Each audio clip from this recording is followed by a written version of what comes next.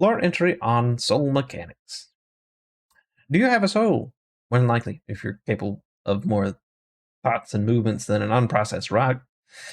It's a little complicated, souls and all, but I'll try to keep it as simple as I can. Souls are eternal.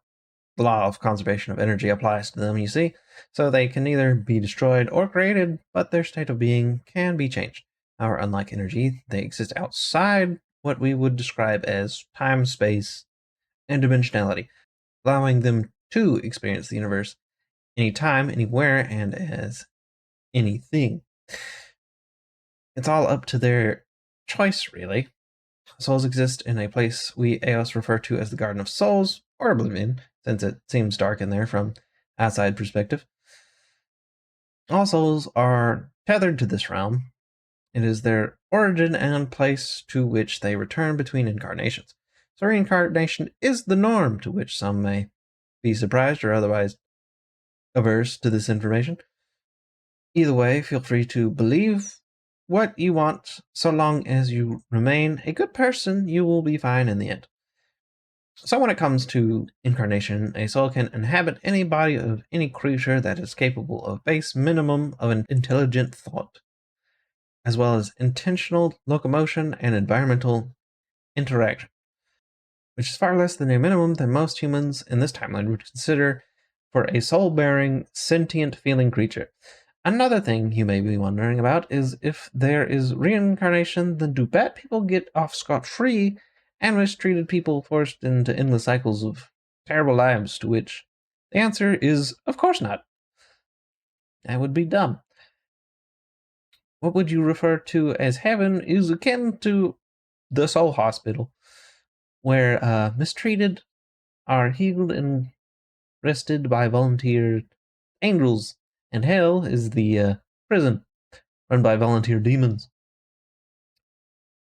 who enforce punishment upon the terribly wicked souls up until they qualify for reform courses before being released to try again, unless they are repeat offenders, which more drastic long-term punishment or imprisonment may be required. Now, after explaining the afterlife, there is one more mechanism of the soul to explain, but I must submit it to you in question format in order to not spoil things for humanity as a whole. When you make a decision, thus creating another different timeline, does one timeline get the soul that is you while the other gets a copy or a similar yet different soul? Or is there a different, more correct answer than those currently mentioned? I've technically given you some indirect hints thus far in this entry, but another hint is the answer explains why you may experience the deja vu phenomenon. A final point that may give further clues are us Eos observers. We experience things from a different perspective, you see. Our souls were changed in several ways. First, being that our souls originally belonged to those whom caused the cataclysm or committed various irredeemable things at some point in the universal histories of things. Those souls were quote unquote wiped clean and quote unquote overridden with customized artificial personalities to be who we are now.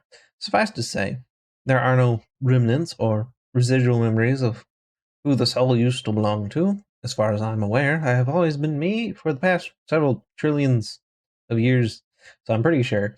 A side effect of our creation has allowed our souls to be anchored to other dimensional spaces than the Garden of Souls, but this has allowed us greater control on how or where we incarnate in order to do our jobs of timeline recordings. We also can technically dodge demonic authority with this arrangement for when the timeline dictates we must enact less than mortal actions, which I personally despise. Though we usually do not avoid these consequences forever. Everyone we must pay the due at some point, right? Soulful regards from Observati.